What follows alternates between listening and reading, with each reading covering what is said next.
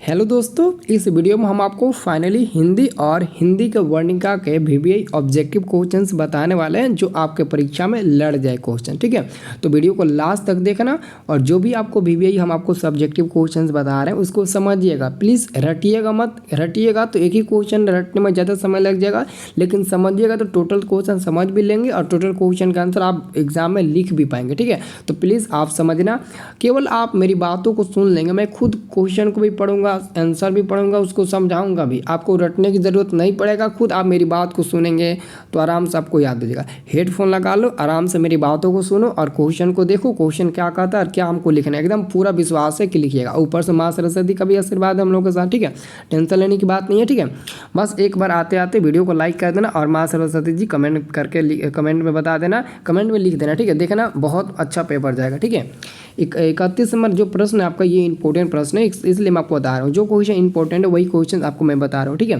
Question 31 number ये 5 number का आ सकता है। ठीक है, क्वेश्चन है कि माँ मंगू को अस्पताल में क्यों नहीं भर्ती कराना चाहती, क्यों नहीं भर्ती कराना चाहती है। तो देखो इसका उत्तर कैसे लिखा गया और कैसे आपको लिखना है। माँ अस्पताल को गौशाला की उपमा देती थी। उनका मानना था कि जब माँ होकर वह अपनी संतान की सेवा नहीं कर सकती है तो अस्पताल वालों की क्या पड़ी है। यानी कि उनका कहना था कि माँ तो अस्पताल की गौशाला की उपमा देती थी, लेकिन माँ जी का मानना था कि मैं माँ होकर उसकी रक्षा नहीं कर सकता हूँ, तो अस्पताल वालों की क्या पड़ी है। मंगू जन्म से ही पागल एवं गूंगी थी। एक ऑब्जेक्टिव में पूछता है ना कि मंगू जन्म से थी, तो आप लोग टिक लगा देते हो पागल पर, कोई टिक लगा देता है गूंगी पर, लेकिन कोई ये नहीं कहता कि मंगू पागल और गूंगी दोनों थी। ऑप्शन में देता है जबकि ए और बी दोनों, तो आप लोग टिक नहीं लगाते हो। उसे न तो पेशाब करना, पेशाब या फिर खाना, पेशाब कहाँ करना है, खाना खाना है, कैसे खाना है, नहीं खाना है, और कहाँ न करना है, कहाँ क्या करना है, कुछ भी चीज़ का उनको पता नहीं है। किसको? मंगू को पता नहीं है। न कपड़े आदि का ही कुछ ठिकाना है पहनने या फिर धोने का। रात भर उस पर माँ मतलब कि ध्यान रखती थी। यानी कि माँ जी का कहना है कि मंगू जन्म से पागल और गूंगी है, उनको कहाँ पेशाब करना है, खाना खाना है या नहीं खाना है, कपड़े कैसे पहनना है, क्या करना है, कुछ भी चीज़ का उनको पता नहीं है। रात भर माँ ही उसको ख्याल रखती थी। पेशाब करने पर वस्त्र बदल देती थी, क्योंकि मंगू तो इधर उधर जा नहीं सकती, पागल भी थी, गूंगी भी थी, तो पेशाब जब करती थी तो क्या माँ जी वस्त्र उसका नया बदल देती थी, सॉरी पुराने ये वस्त्र बदल कर नया पहना देती थी। ओढ़ना हटाने पर पुनः ओढ़ा देती थी। माँ जी जब वो मतलब कि माँ जो थी वो ओढ़ना हटा देती थी, ओढ़ती नहीं थी तो खुद वो उड़ा देती थी। ठीक है, अपने हाथों से मंगू के मुंह में भोजन डालती थी, यानी कि खाना अपने हाथों से खिलाती थी। यानी मंगू का काम माँ स्वयं करती थी, पूरा काम मंगू की माँ ही करती थी। ठीक है, अब ये क्वेश्चन इंपॉर्टेंट, अरे कि ये क्वेश्चन इंपॉर्टेंट है। 33 नंबर वाला इंपॉर्टेंट है। अपने शब्दों में पहली बार दिखे बहादुर का वर्णन करिए। ठीक है, तो बहादुर सामने खड़ा आंखों की बुरी तरह मलका रहा था। वह 12-13 वर्ष का था। पूछता है ऑब्जेक्टिव में बहादुर का उम्र कितना था, 12-13 वर्ष। ठीक है, वह मुंह का चपटा, रंग गोरा तथा कद नाटा था। वह आधे बाह की कमीज, सफ़ेद रंग का पैंट तथा भूरे रंग का जूता पहने हुए था। गले में रुमाल बांधने के कारण वह स्काउट जैसा प्रतीत होता था, लेकिन लेखक के लोग उसे ऐसे घेरे हुए जैसे कि कोई अजनबी चीज़ हो। ठीक है, यही मतलब कि हुआ था जब अपने शब्द में पहली बार बहादुर को देखा गया था। तो ठीक है, अब ये भी इंपॉर्टेंट क्वेश्चन है कि वाणी कब विष के समान हो जाती है, वाणी कब विष के समान हो जाती है। तो इसका उत्तर कैसे लिखेंगे, यहाँ पर आप लोग नीचे देखना है आप लोगों को। ठीक है, वाणी तब विष के समान हो जाती है जब व्यक्ति राम नाम की चर्चा या भजन न करके सांसारिकता की चर्चा करता है। देखो यही क्वेश्चन आप लोग देखो, अब क्वेश्चन इसका आंसर आप लोग लिख दोगे। अगर क्वेश्चन पूछेगा तो कसम से बोल रहा हूँ आप लोग लिख दोगे। क्वेश्चन पूछेगा वाणी कब विष के समान हो जाती है, तो पक्का आप लोग लोग लिख दोगे। कैसे, देखो आपको कैसे लिखना है। तो आप लोग लिखिएगा वाणी विष के समान तब हो जाती है जब व्यक्ति राम नाम का नाम न लेकर अन्य सांसारिक चर्चाओं का वर्णन करते हैं। यानी कि नहीं करते हैं कि अगर आपका जन्म हुआ है तो आप राम नाम का नाम लीजिए, राम नाम का नाम नहीं लेते हैं और बुरे लोगों के मतलब कि बुरे लोगों का नाम लेते हैं, जो मतलब कि संसार जो आजकल बुरा काम कर रहा है उस काम पर आप लोग ज़्यादा फोकस करते हो, उन लोगों का नाम लेते हो लेकिन राम नाम का नाम नहीं लेते हो। तात्पर्य है कि जब व्यक्ति ईश्वर के नाम की महिमा का गुणगान न करके मति भ्रमरता के कारण पूजा पाठ कर्मकांड या फिर ब्रह्मकांड में विश्वास करने लगता है। हाँ, ये बात आया पॉइंट वाला, ठीक है। यानी कि वाणी विष के समान तब हो जाती है जब व्यक्ति राम नाम की चर्चा न करके मतलब पूरे संसार की चर्चा करता है, जो भी मतलब बुराई देखता है वो, ठीक है।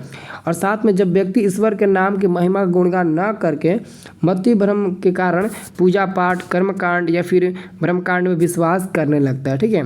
तो ये तब विष के समान हो जाती है वाणी, ठीक है, इसको याद रखना। अब देखिए ये क्वेश्चन सबसे ज़बरदस्त क्वेश्चन है कि बिरजू महाराज अपना सबसे बड़ा जज किसे मानते थे। आपको पता है कि पंडित बिरजू महाराज सबसे बड़ा जज अपनी अम्मी को मानते थे, लेकिन उसी को आपको अपनी भाषा में बदल कर लिख देना है। बिरजू महाराज अपनी अम्मा को सबसे बड़ा जज मानते थे। जब भी वो नाचते थे तो उनसे पूछा करते थे कि मेरी नाच में कहीं गलती तो नहीं हो रही है।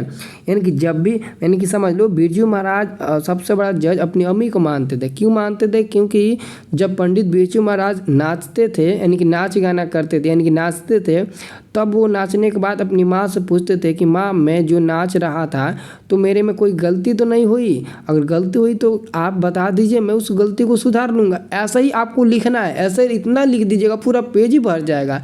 और कौन है कि नंबर आपको नहीं देगा? बिल्कुल देगा। बाबूजी की भांति प्रदर्शन हो रहा है या फिर नहीं? यानी कि उनका कहना था कि माँ बताइए, मैं जो डांस कर रहा हूँ वो डांस अच्छी है कि नहीं? क्या मैं बाबूजी की तरह डांस कर पा रहा हूँ कि या फिर नहीं कर पा रहा हूँ? प्लीज़ बताइए, ऐसा मतलब कि बोलते हैं। तब उनकी माँ का उत्तर सही होता था कि पिताजी जैसा ही प्रदर्शन हुआ। यानी कि उनकी माँ कहती थी, हाँ बेटा, तुम्हारा डांस तुम्हारे पिताजी जैसा ही है।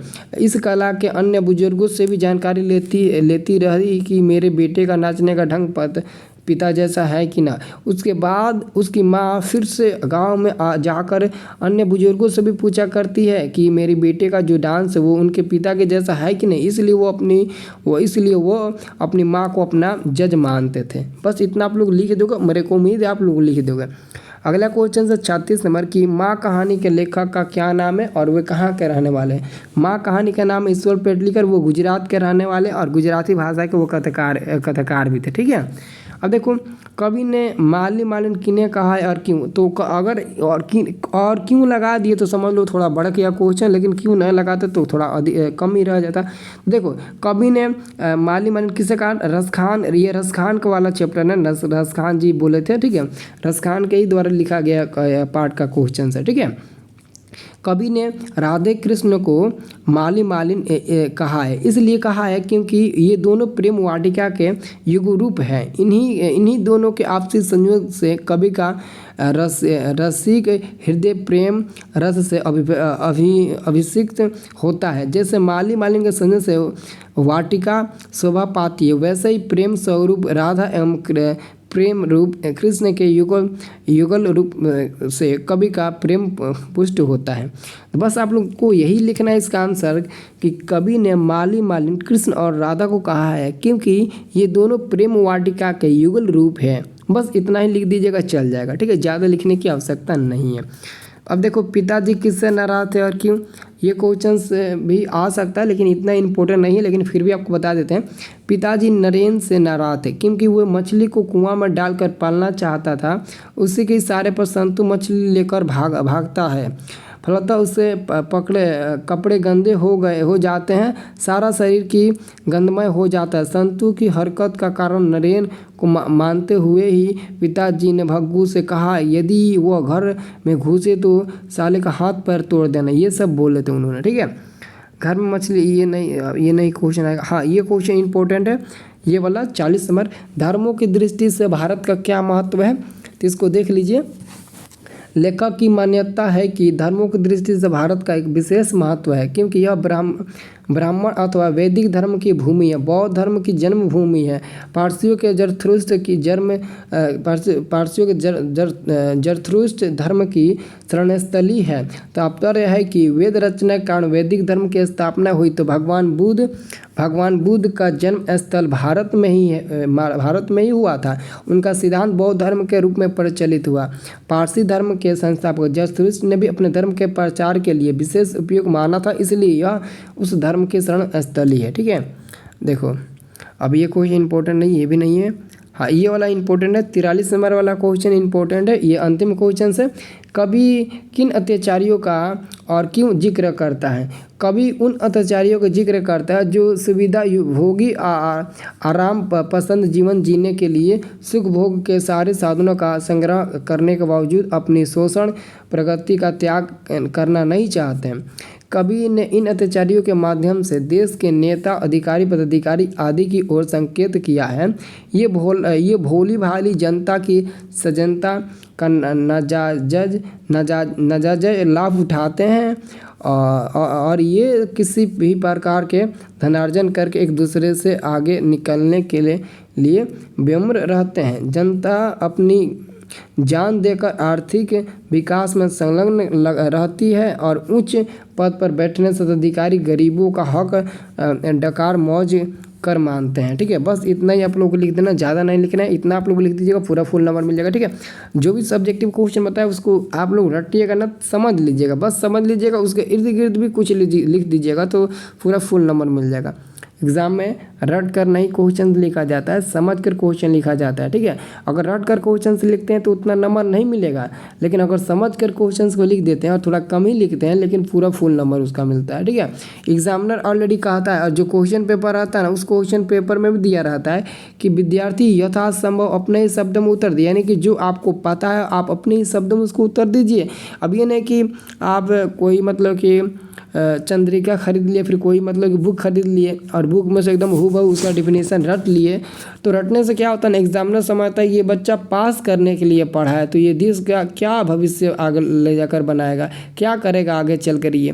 तो इसलिए कहा जाता है कि अगर आप क्वेश्चन को समझ कर उसके इर्द गिर्द अपनी भाषा में लिखते हैं तो एग्जामिनर कभी नंबर नहीं काटेगा। अगर उस समय वो नंबर काट देगा और इस जांच में आप कॉपी डाल दिए तो उसकी नौकरी भी जा सकती है। इसलिए आप अपनी भाषा में मतलब कि क्वेश्चन को लिखने का प्रयास करिए। ठीक है, चलो जी, जय हिंद जय भारत। मिलते हैं अगले वाले वीडियो में। चैनल को सब्सक्राइब कर वीडियो को लाइक ज़रूर करना और कमेंट में मां सरस्वती लिखना। ठीक है।